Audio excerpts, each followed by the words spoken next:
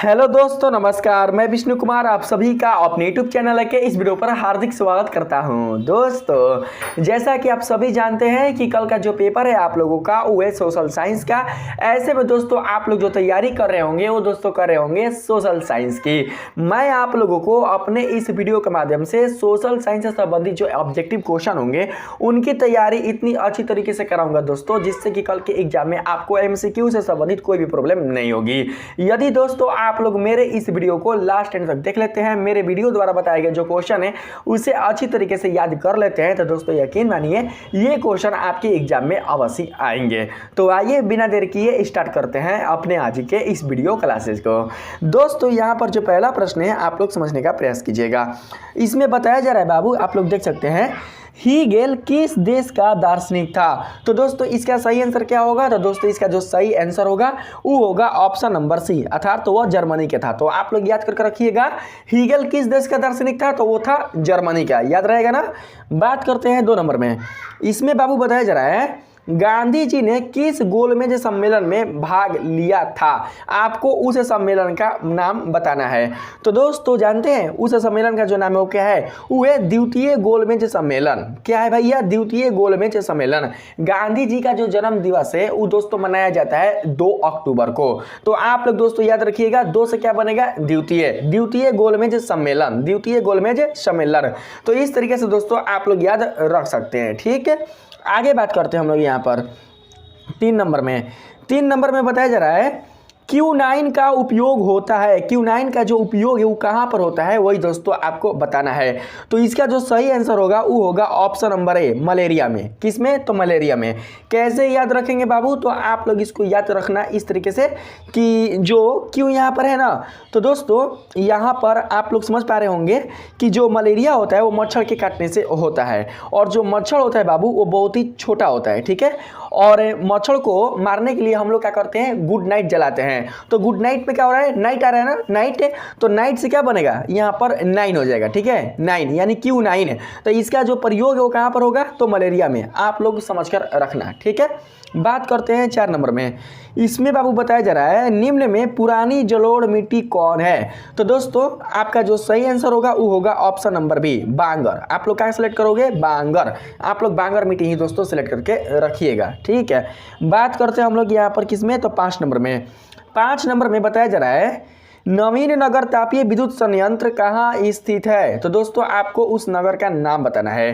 तो दोस्तों 5 नंबर का जो सही आंसर होगा वो हो जाएगा ऑप्शन नंबर सी, औरंगाबाद। तो हम लोग औरंगाबाद को सेलेक्ट कर लेंगे। ठीक है बाबू, यहाँ पर देखिएगा 6 नंबर में। 6 नंबर में बताया जा रहा है डॉक्टर राजेंद्र प्रसाद का जन्म स्थान कहाँ है। आपको दोस्तों उस स्थान का नाम बताना है जहाँ पर डॉक्टर राजेंद्र प्रसाद का जन्म हुआ था।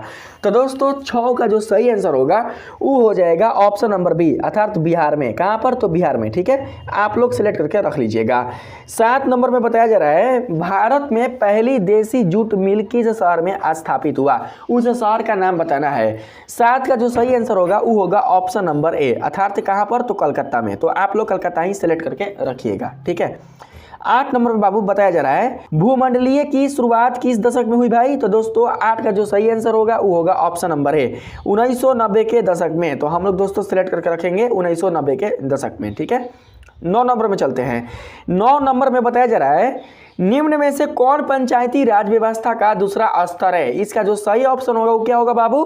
तो 9 का सही ऑप्शन होगा ऑप्शन नंबर सी, पंचायत समिति। तो हम लोग ऑप्शन नंबर सी को सिलेक्ट कर लेंगे। बात करते हैं 10 नंबर में। इसमें बताया जा रहा है 1871 में कौन सी संधि हुई थी। तो दोस्तों आपके सामने ऑप्शन है, आप लोग बताइए कि ऐसा कौन सा दोस्तों ऑप्शन है जो कि 10 का सही आंसर वाला होगा।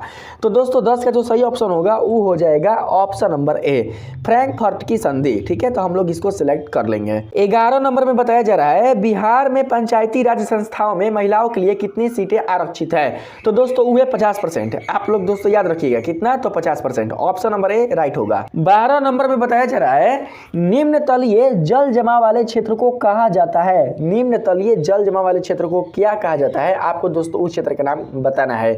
तो दोस्तों 12 का जो सही ऑप्शन होगा वो होगा ऑप्शन नंबर ए, अर्थात वेटलैंड। वेटलैंड कहा जाता है। ठीक है, 13 नंबर में बात करते हैं। 13 नंबर में बताया जा रहा है जर्मनी के एकीकरण का प्रमुख वास्तुकार कौन था। तो दोस्तों कौन था, तो दोस्तों वो था कौन, तो बिस्मार्क। तो हम लोग ऑप्शन नंबर डी को सिलेक्ट कर लेंगे।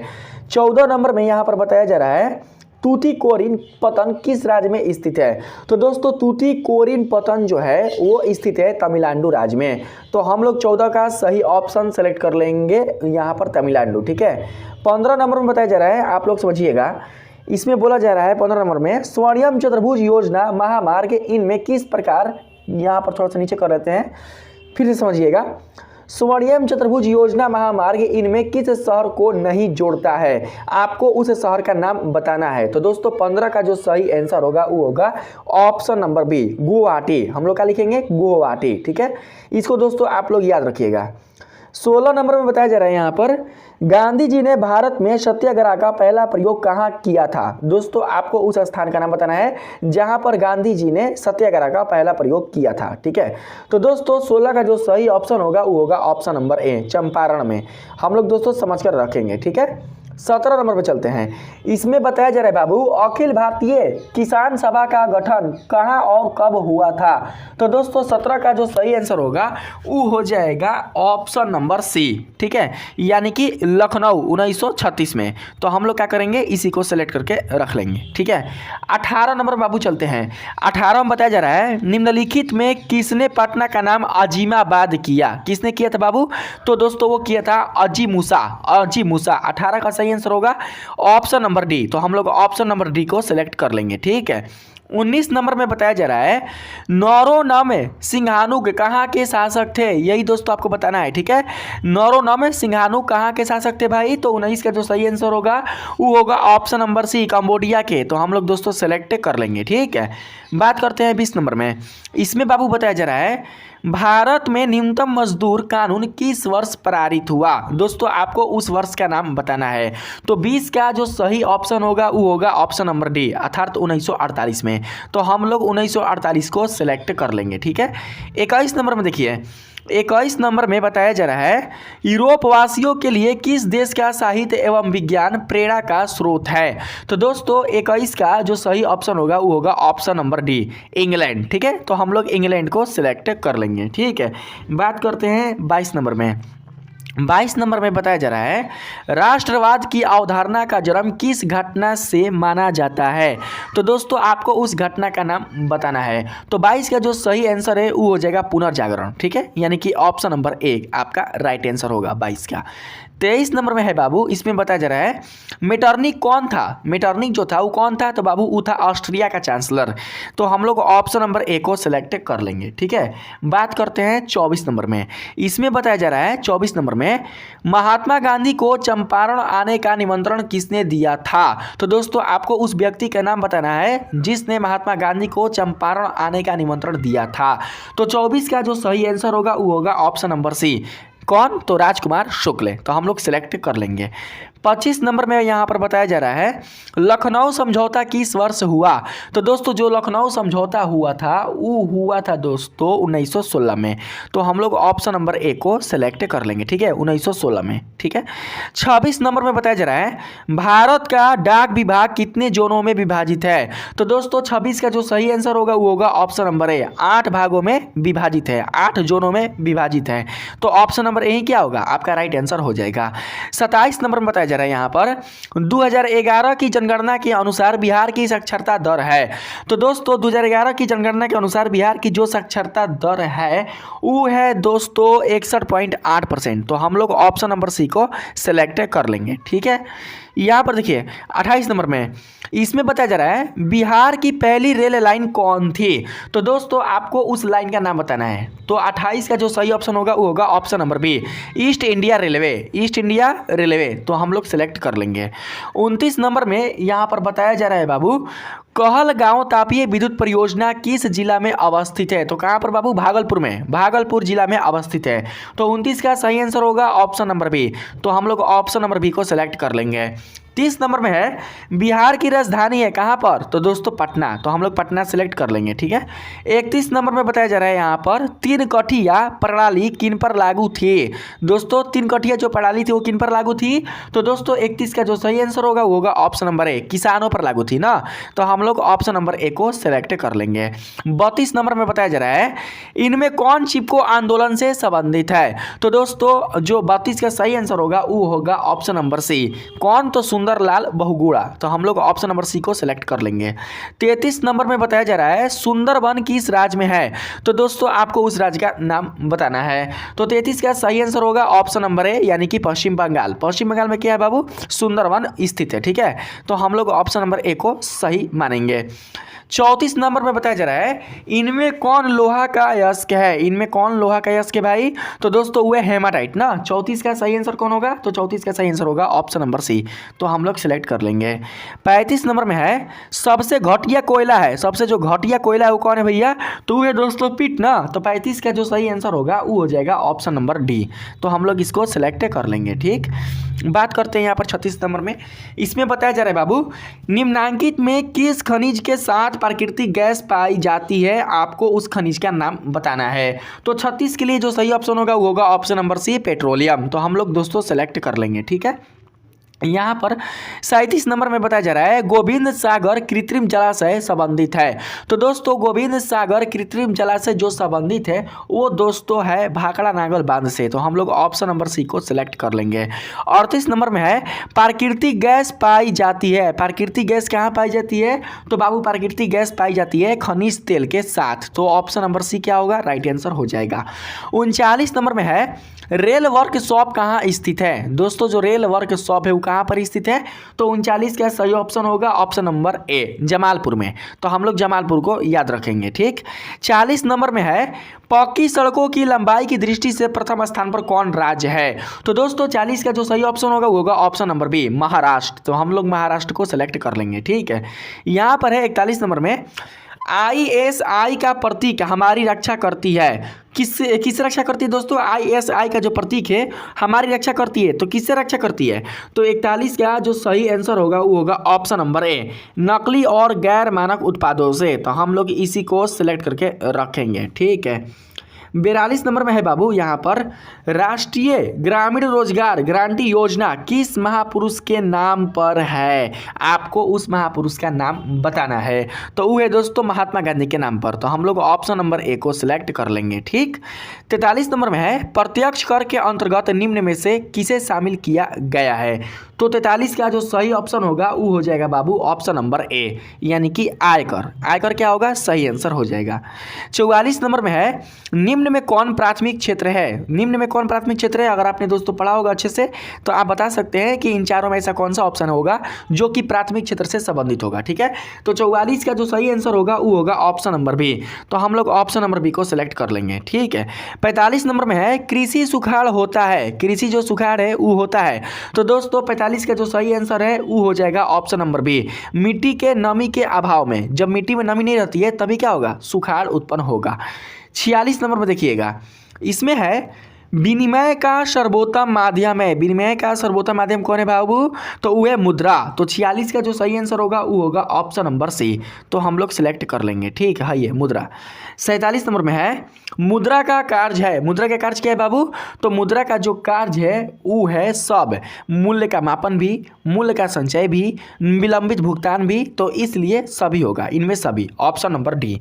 48 नंबर में बताया जा रहा है पंचायती राज संस्थाओं को संवैधानिक दर्जा किस संविधान संशोधन से प्राप्त हुआ, तो 48 का सही जो आंसर होगा वो दोस्तों हो जाएगा ऑप्शन नंबर बी, यानी कि 73वां संशोधन से प्राप्त हुआ था।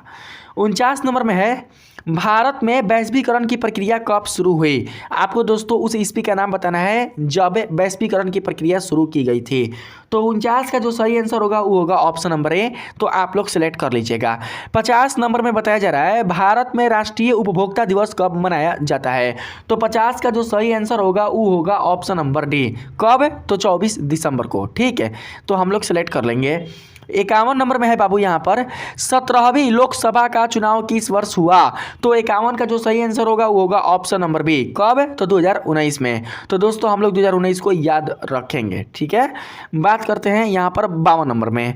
इसमें बताया जा रहा है भारत में राष्ट्रीय स्तर पर पंचायती राज की स्थापना कब हुई? तो 52 का जो सही आंसर होगा वो होगा ऑप्शन नंबर ए 1992 में। तो आप लोग 1992 याद रखिएगा, ठीक है। मिलाते रहिएगा कि आप लोग कितना सही कर पा रहे हैं। और इसमें आने वाले कुल जितने सारे क्वेश्चन और आंसर है उनके आंसर है उसे अच्छे से आप लोग याद कर लीजिएगा, ताकि दोस्तों आपके एग्जाम में कोई भी दिक्कत ना हो, ठीक है। बात करते हैं 53 नंबर में। इसमें बताया जा रहा है कौन सा कदम लोकतांत्रिक सुधार का सूचक है? तो 53 का सही आंसर होगा ऑप्शन नंबर डी पंचायती राज। तो हम लोग पंचायती राज को ही याद रखेंगे। यहाँ पर 54 नंबर में 54 नंबर में बताया जा रहा है आधुनिक युग में प्रत्यक्ष लोकतंत्र कहाँ है? तो दोस्तों आधुनिक युग में जो प्रत्यक्ष लोकतंत्र है वो है दोस्तों कहाँ? तो दोस्तों वो होगा स्विट्जरलैंड में। तो हम लोग इसको सेलेक्ट करके रखेंगे। 55 नंबर में बताया जा रहा है वर्तमान में भारत में कितने केंद्र शासित प्रदेश है? वर्तमान में, ठीक है। भूतकाल में 7 गो था, वर्तमान में को हो गया 8 गो। तो हम लोग ऑप्शन नंबर सी को सिलेक्ट करके रखेंगे। 56 नंबर में बताया जा रहा है बिहार में पंचायती राज का स्वरूप है। तो दोस्तों 56 का जो सही आंसर होगा वो होगा ऑप्शन नंबर डी इनमें सभी, यानी ग्राम पंचायत भी, पंचायत समिति भी, जिला परिषद भी, इसलिए option number D right answer होगा। 57 नंबर में देखिएगा इसमें है 17वीं लोकसभा में महिलाओं की संख्या है। 17वीं लोकसभा में महिलाओं की संख्या कितनी थी? तो 57 का सही जो आंसर होगा वो होगा ऑप्शन नंबर ए 78। तो हम लोग 78 को सिलेक्ट कर लेंगे, ठीक। 58 नंबर में देखिएगा गठबंधन सरकार की पकड़ प्रशासन पर होती है, कैसी होती है? तो आपको बताना है। तो 58 का जो सही आंसर होगा वो होगा ऑप्शन नंबर बी ढीली होती है ना। तो आप लोग याद रखिएगा। 59 नंबर में है बाबू भारत में सर्वोच्च न्यायालय के मुख्य न्यायाधीश की नियुक्ति कौन करता है? तो दोस्तों कौन करता है? तो दोस्तों वो करता है आपका 59 का जो सही आंसर होगा वो राष्ट्रपति, सबको पता होगा। तो हम लोग राष्ट्रपति को सिलेक्ट कर लेंगे, ठीक है। 60 नंबर में देखिएगा 60 नंबर में बताया जा रहा है भारतीय योजना आयोग के प्रथम अध्यक्ष कौन थे? तो दोस्तों भारतीय योजना आयोग के जो प्रथम अध्यक्ष थे वो थे पंडित जवाहरलाल नेहरू। तो हम लोग सिलेक्ट कर लेंगे ऑप्शन नंबर सी को। 61 नंबर में बताया जा रहा है जर्मनी का एकीकरण कब पूरा हुआ? दोस्तों जर्मनी का जो एकीकरण हुआ था वो पूरा हुआ था दोस्तों 1871 ईस्वी में, यानी कि ऑप्शन नंबर ए जो है वो राइट होगा, ठीक है। 62 नंबर में है निम्नांकित में कौन हमारे रहन सहन के स्तर को प्रभावित करता है? कौन करता है भैया? तो 62 का जो सही आंसर होगा वो होगा ऑप्शन नंबर सी प्रति व्यक्ति आय, ठीक। यहाँ पर है 63 नंबर में अर्थव्यवस्था के किस क्षेत्र से हरित क्रांति संबंधित है? तो दोस्तों 63 का जो सही आंसर होगा वो होगा ऑप्शन नंबर ए प्राथमिक क्षेत्र से, ठीक है। आप लोग याद रखिएगा। 64 नंबर में बताया जा रहा है गांधी जी ने सत्याग्रह का पहला प्रयोग कहाँ किया था? तो कहाँ पर? चंपारण में, ठीक है। मैंने एक क्वेश्चन में और बताया था चंपारण में। तो आप लोग ऑप्शन नंबर सी को सिलेक्ट करके रखना, ठीक है। यहाँ पर है 65 नंबर में बाबू आप लोग समझिएगा ऑल इंडिया ट्रेड यूनियन की स्थापना किस वर्ष हुई? ऑल इंडिया ट्रेड यूनियन की स्थापना किस वर्ष हुई? तो 65 का जो सही आंसर होगा वो होगा ऑप्शन नंबर बी 1920 में, ठीक है। 66 नंबर में दोस्तों आप लोग देखिएगा बिहार की किस नदी की उत्पत्ति अमरकंटक से हुई है? किस नदी की? तो दोस्तों सोन नदी की। तो हम लोग सोन नदी को याद रखेंगे, ठीक है। 67 नंबर में देखिएगा इसमें बताया जा रहा है भारत का सबसे बड़ा रेलवे क्षेत्र कौन है? भारत का सबसे बड़ा जो रेलवे क्षेत्र है वो कौन है भैया? तो वो है उत्तर रेलवे क्षेत्र। तो हम लोग ऑप्शन नंबर डी को सिलेक्ट करके रखेंगे, ठीक है। 67 का 68 नंबर में देखिएगा 68 नंबर बताया जा रहा है सिंगली किस देश की राजभाषा घोषित किया गया है? सिंगली जो है वो किस देश की राजभाषा घोषित किया गया है बाबू? तो वो किया गया है श्रीलंका का। तो 68 का सही आंसर होगा ऑप्शन नंबर बी श्रीलंका। हम लोग श्रीलंका को सिलेक्ट कर लेंगे। 69 नंबर में बताया जा रहा है बिहार को पृथक राज्य का दर्जा कब दिया गया? तो दोस्तों 69 का जो सही आंसर होगा वो हो जाएगा ऑप्शन नंबर बी कब? तो 1912 में दिया गया था। तो आप लोग याद रखिएगा। 70 नंबर में बताया जा रहा है आधुनिक शहर सबसे पहले कहाँ बसने शुरू हुए थे? आधुनिक जो शहर थे वो सबसे पहले कहाँ बसने शुरू हुए थे भाई? तो दोस्तों 70 का जो सही आंसर होगा वो होगा ऑप्शन नंबर बी जापान में ना। तो हम लोग जापान को सिलेक्ट कर लेंगे। 71 नंबर में बताया जा रहा है किस राज्य में खनिज तेल का विशाल भंडार है? बाबू आपको उस राज्य का नाम बताना है। तो 71 का जो सही आंसर होगा वो होगा ऑप्शन नंबर ए, अर्थात असम में ना। 72 नंबर में बताया जा रहा है रेशम उद्योग का प्रसिद्ध केंद्र कौन है? 72 का जो सही आंसर होगा कौन होगा? तो दोस्तों वो होगा ऑप्शन नंबर बी, भागलपुर में ना। रेशम उद्योग का जो प्रसिद्ध केंद्र है वो है भागलपुर। तो आप लोग भागलपुर को सिलेक्ट करके रखिएगा। 73 नंबर में बताया जा रहा है बिहार में सबसे कम वर्षा किस जिला में होती है? तो दोस्तों 73 का जो सही आंसर होगा वो होगा ऑप्शन नंबर डी। कहां पर? तो बक्सर में। तो हम लोग ऑप्शन नंबर डी को सिलेक्ट करके रखेंगे। 74 नंबर बताया जा रहा है निम्नलिखित में कौन दलित पैंथर्स के कार्यक्रम से संबंधित नहीं है? तो 74 का जो सही आंसर होगा वो होगा ऑप्शन नंबर ए, दलित सेना का गठन। तो हम लोग ऑप्शन नंबर ए को सिलेक्ट कर लेंगे। 75 नंबर में देखिए, 75 नंबर में बताया जा रहा है भारत में पहली बार केंद्र में गैर कांग्रेसी सरकार कब बनी थी? तो दोस्तों 75 का जो राइट आंसर होगा वो होगा ऑप्शन नंबर बी, 1977 में बनी थी। याद रखिएगा ना। किनके नेतृत्व में 1977 में जनता पार्टी की सरकार का गठन हुआ था? तो दोस्तों वो हुआ था, जानते हैं किसके नेतृत्व में? वो हुआ था मोरारजी देसाई के नेतृत्व में। तो ऑप्शन नंबर सी आपका राइट आंसर होगा। 77 नंबर में बताया जा रहा है भारत की राजधानी है कहां पर भैया? तो नई दिल्ली। तो ऑप्शन नंबर सी को सिलेक्ट कर लेंगे। 78 नंबर में बताया जा रहा है 26 दिसंबर 2004 को विश्व के किस हिस्से में भयंकर सुनामी आया था? तो दोस्तों ये आया था बंगाल की खाड़ी में। तो बंगाल की खाड़ी कहां पर है?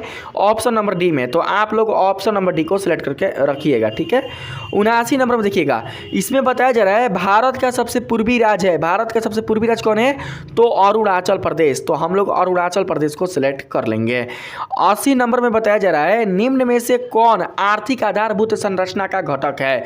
तो दोस्तों 80 का जो सही आंसर होगा वो हो जाएगा ऑप्शन नंबर ए, कौन? तो वित्त। तो हम लोग ऑप्शन नंबर ए को सिलेक्ट करके रखेंगे। तो दोस्तों इस प्रकार से आपने देखा कि मैंने इस वीडियो के माध्यम से आप लोगों को सोशल साइंस से संबंधित कुल 80 क्वेश्चन कराए हैं, जिसमें से दोस्तों आपके सोशल साइंस से संबंधित कुल जितने सारे सब्जेक्ट हैं वो सारे इसमें आ चुके हैं। यदि दोस्तों आप लोग इन सभी प्रश्नों को याद कर लेते हैं तो दोस्तों ये जो प्रश्न होंगे वो आपको एग्जाम में काफी सहायता प्रदान करेंगे। तो अगर दोस्तों आपको ये वीडियो अच्छा लगा है तो प्लीज आप लोग मेरे इस वीडियो को लाइक कीजिएगा, सब्सक्राइब कीजिएगा और पसंद आए तो अपने दोस्तों में भी शेयर कीजिएगा। मिलते हैं फिर से एक नए वीडियो के साथ, तब तक के लिए धन्यवाद।